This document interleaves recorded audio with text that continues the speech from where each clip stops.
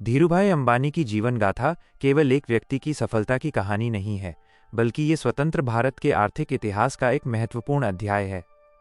गुजरात के जूनागढ़ जिले के एक छोटे से गांव चोरवाड़ में 28 दिसंबर 1932 को जन्मे धीरजलाल हीरालाल अंबानी का शुरुआती जीवन अभावों और संघर्षों के बीच बीता। उनके पिता एक साधारण स्कूल शिक्षक थे, जिनकी आमदनी इतनी कम थी कि बड़े परिवार का गुजारा मुश्किल से होता था। धीरूभाई बचपन से ही पढ़ाई में बहुत होशियार नहीं थे, लेकिन उनमें व्यवहार ज्ञान और व्यापारिक समझ कूट कूट कर भरी थी। जब वे हाई स्कूल में थे तभी उन्होंने महसूस किया कि उनके पिता के पास उनकी आगे की पढ़ाई के लिए पैसे नहीं हैं। अपनी आर्थिक स्थिति को सुधारने के लिए उन्होंने गिरनार की पहाड़ियों पर तीर्थयात्रियों को भजिया बेचने का काम शुरू किया। एक शिक्षक का बेटा होने के बावजूद उन्हें ये काम करने में कोई शर्म महसूस नहीं हुई, क्योंकि उनका मानना था कि कोई भी काम छोटा नहीं होता। 1940 के दशक के उत्तरार्ध में जब भारत आज़ादी की दहलीज पर था, धीरूभाई ने महसूस किया कि गांव में रहकर उनके सपने पूरे नहीं होंगे। महज 17 साल की उम्र में वे अपने बड़े भाई के पास यमन के अदन शहर चले गए। वहां वे ए बेसी एंड कंपनी में एक पेट्रोल पंप पर महज 300 रुपये प्रति माह की तनख्वाह पर काम करने लगे। ये वो समय था जब अदन एक प्रमुख व्यापारिक केंद्र था। धीरूभाई ने वहां पेट्रोल भरने के अलावा अपनी आंखों और कानों को हमेशा खुला रखा। वे वहां के व्यापारियों के बीच बैठते, उनकी बातें सुनते और ये समझने की कोशिश करते कि व्यापार कैसे किया जाता है। अदन में रहने के दौरान ही उनके जीवन का वो प्रसिद्ध किस्सा हुआ जिसने उनके बिजनेस माइंड की पहली बड़ी झलक दिखाई। अदन में उस समय रियाल के सिक्के चलते थे, जो चांदी के बने होते थे। धीरूभाई ने गौर किया कि रियाल के भीतर मौजूद चांदी की बाजार कीमत उसके अंकित मूल्य से कहीं ज्यादा है। उन्होंने रातों रात हजारों सिक्के इकट्ठे किए, उन्हें पिघलाया और चांदी की छड़ें बनाकर विदेशों में बेचना शुरू कर दिया। जब प्रशासन को इसकी भनक लगी, तब तक वे एक अच्छा खासा मुनाफा कमा चुके थे। 1958 में यमन में राजनीतिक अस्थिरता बढ़ने लगी और धीरूभाई को समझ आ गया कि अब भारत लौटने का समय है। वे केवल 500 रुपए की अपनी जमा पूंजी लेकर मुंबई पहुंचे।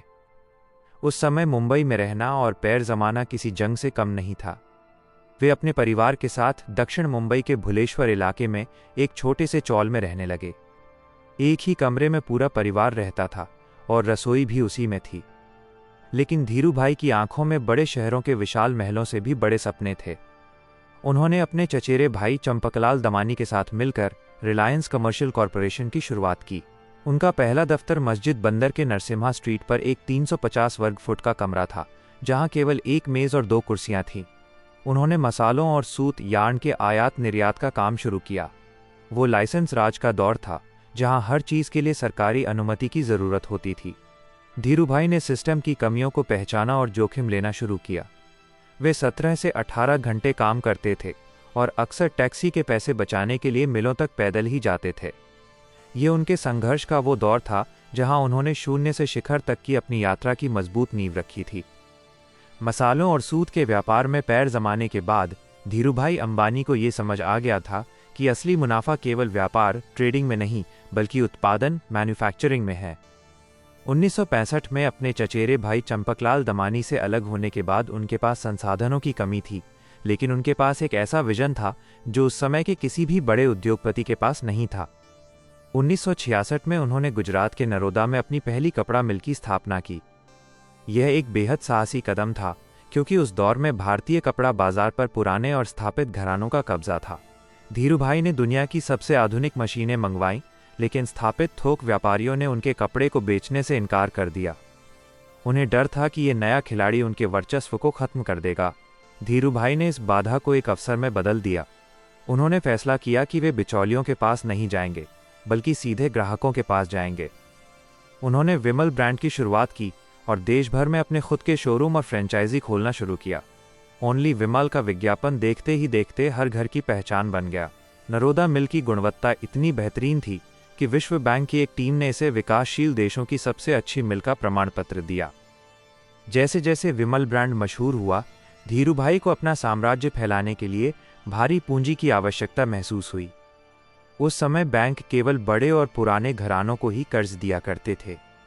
धीरूभाई ने एक क्रांतिकारी रास्ता चुना, वे सीधे आम जनता के पास गए। 1977 में रिलायंस का पहला आईपीओ आया। उस समय भारत में शेयर बाजार का मतलब केवल अमीर सट्टेबाजों का अड्डा माना जाता था। धीरूभाई ने मध्यम वर्ग के लोगों, छोटे दुकानदारों और साधारण क्लर्कों को समझाया कि वे रिलायंस के शेयर खरीदकर कंपनी के मालिक बन सकते हैं।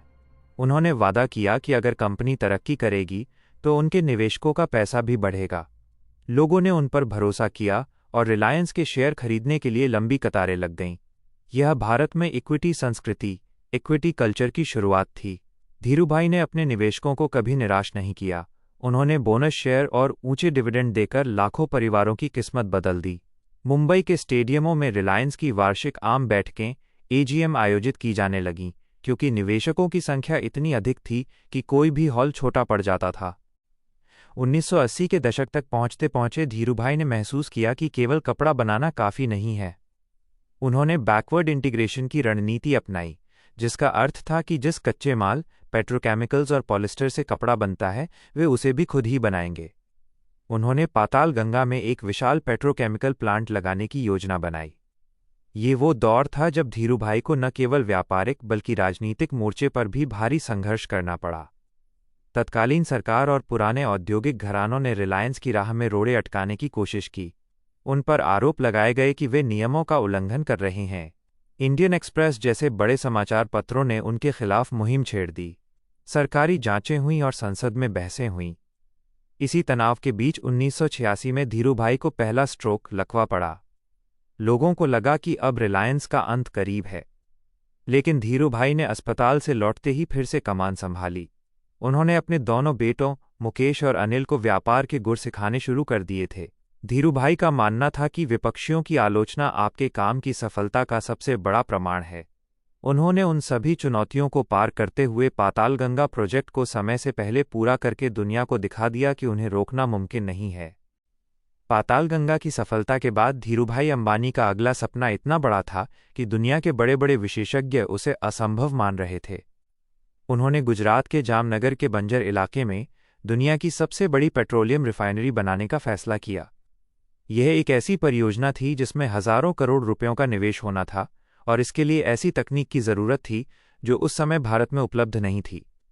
जामनगर एक सूखा प्रभावित इलाका था, जहां धूल भरी आंधियां चलती थीं और बुनियादी सुविधाओं का नामोनिशान नहीं था।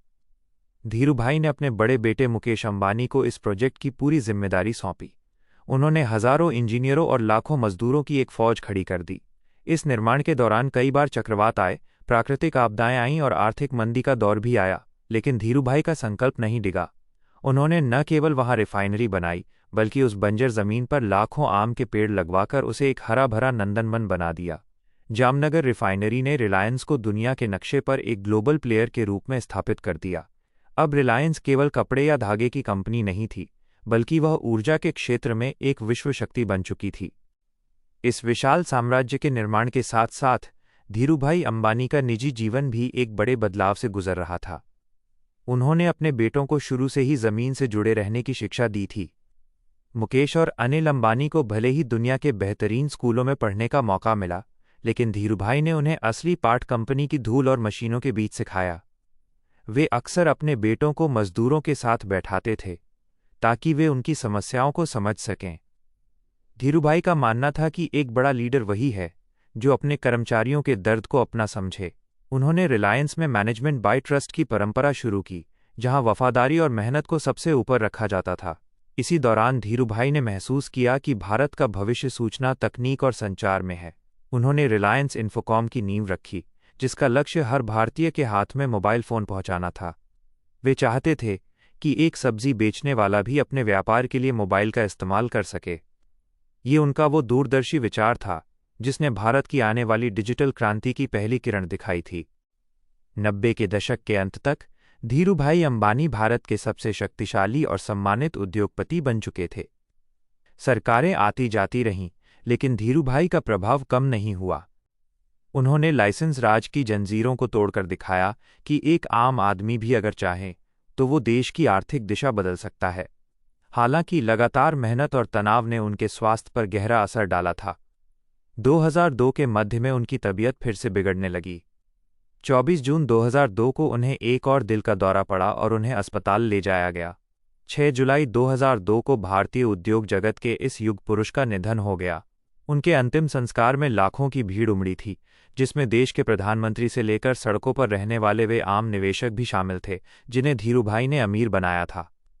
उनके जाने के बाद सबसे बड़ा सवाल ये था कि क्या उनके दोनों बेटे इस विशाल साम्राज्य को संभाल पाएंगे। धीरूभाई ने कोई वसीयत नहीं छोड़ी थी, क्योंकि उन्हें भरोसा था कि उनके बेटों का आपसी प्रेम ही रिलायंस की सबसे बड़ी ताकत है। लेकिन नियति को कुछ और ही मंजूर था, और यहाँ से अंबानी परिवार के संघर्ष का एक नया और अधिक चुनौतीपूर्ण अध्याय शुरू होने वाला था। धीरूभाई अंबानी के निधन के बाद रिलायंस साम्राज्य एक ऐसे मोड़ पर खड़ा था जहां से उसकी दिशा पूरी तरह बदलने वाली थी।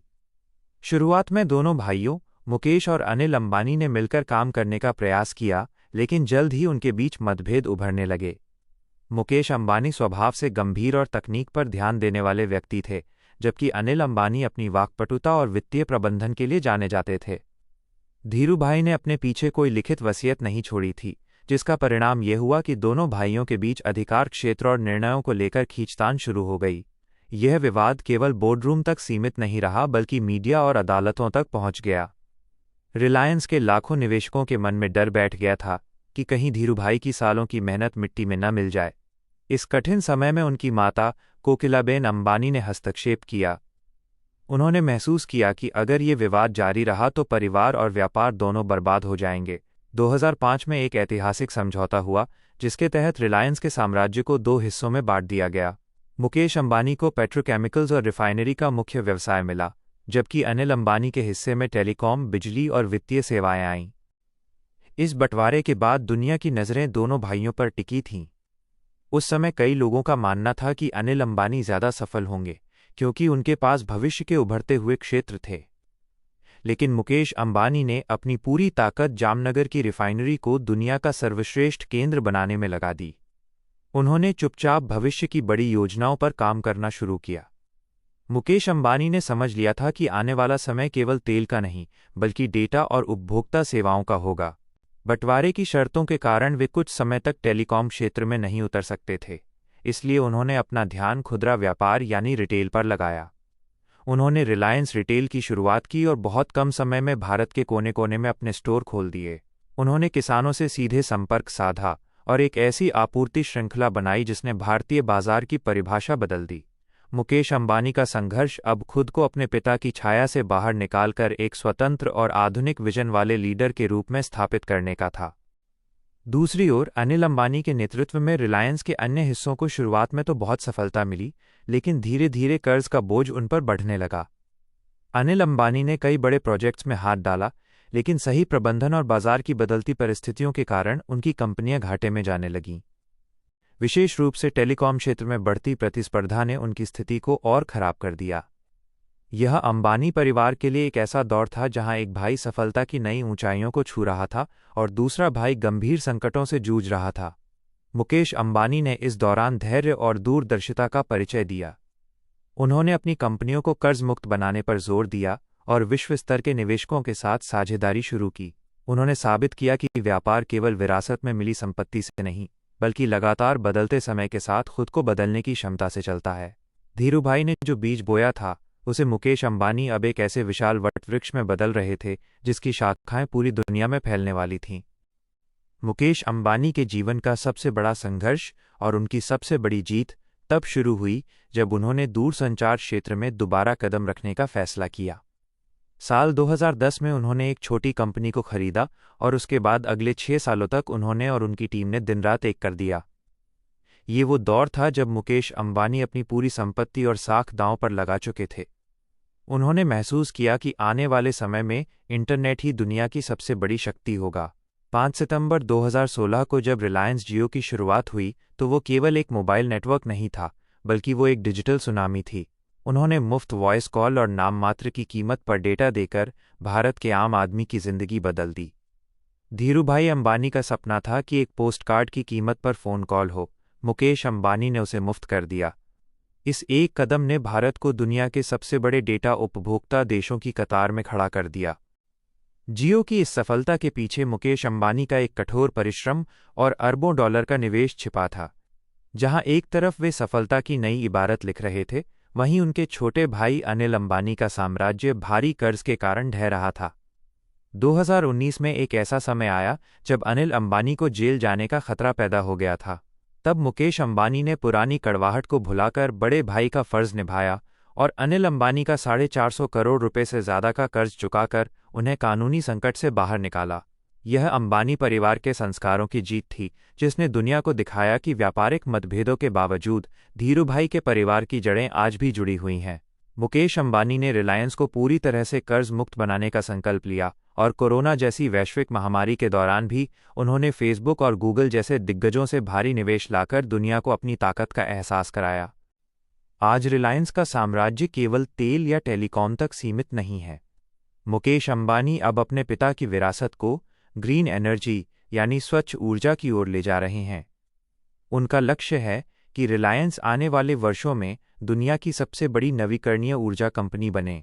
उन्होंने अपने तीनों बच्चों आकाश, ईशा और अनंत अंबानी को भी इस विशाल साम्राज्य की अलग अलग जिम्मेदारियां सौंप दी हैं। मुकेश अंबानी का मानना है कि व्यापार का असली उद्देश्य केवल पैसा कमाना नहीं, बल्कि राष्ट्र निर्माण में योगदान देना है। उन्होंने धीरूभाई अंबानी के उस पुराने छोटे से व्यापार को एक वैश्विक शक्ति बना दिया है, जो आज भारत की पहचान बन चुकी है। धीरूभाई ने संघर्ष की जो मशाल जलाई थी, मुकेश अंबानी ने उसे एक ऐसी सूरज की तरह चमकाया है जिसकी रोशनी आज पूरे भारत के आर्थिक विकास को नई दिशा दे रही है। अंबानी साम्राज्य की कहानी अब अपनी तीसरी पीढ़ी के हाथों में एक नए और आधुनिक युग में प्रवेश कर चुकी है। मुकेश अंबानी ने अपने पिता धीरूभाई अंबानी से मिली सीख को अमल में लाते हुए बहुत ही सूझबूझ के साथ अपने बच्चों आकाश, ईशा और अनंत अंबानी को रिलायंस की विशाल जिम्मेदारियों के लिए तैयार किया है। आज आकाश अंबानी जियो के माध्यम से भारत की डिजिटल किस्मत लिख रहे हैं, ईशा अंबानी रिलायंस रिटेल को वैश्विक ऊंचाइयों पर ले जा रही हैं और अनंत अंबानी जामनगर में न्यू एनर्जी और वन्यजीव संरक्षण जैसे बड़े प्रोजेक्ट्स का नेतृत्व कर रहे हैं। मुकेश अंबानी का विजन अब रिलायंस को केवल एक भारतीय कंपनी नहीं, बल्कि एक ऐसी वैश्विक संस्था बनाना है जो तकनीक और स्थिरता में दुनिया का नेतृत्व करे। उनका लक्ष्य है कि रिलायंस 2035 तक पूरी तरह से नेट कार्बन जीरो बन जाए, जो पर्यावरण के प्रति उनकी गंभीरता को दर्शाता है। इस पूरे सफर का सबसे भावुक और प्रेरणादायक पहलू धीरूभाई अंबानी की वो अमर विरासत है जो आज भी रिलायंस के हर फैसले में झलकती है। चोरवाड़ के एक छोटे से घर से शुरू हुआ ये सफर आज दुनिया के सबसे महंगे घरों में से एक एंटीलिया तक पहुंच चुका है। लेकिन इस सफलता के पीछे 3 पीढ़ियों का अटूट संघर्ष, जोखिम लेने की क्षमता और कभी ना हार मानने वाला जज्बा छिपा है। धीरूभाई ने सिखाया था कि बड़ा सोचो, जल्दी सोचो और दूसरों से आगे सोचो। इसी मंत्र को अपनाकर मुकेश अंबानी ने रिलायंस को उस मुकाम पर पहुंचाया जहां आज ये भारत के कुल निर्यात और अर्थव्यवस्था का एक बहुत बड़ा हिस्सा है।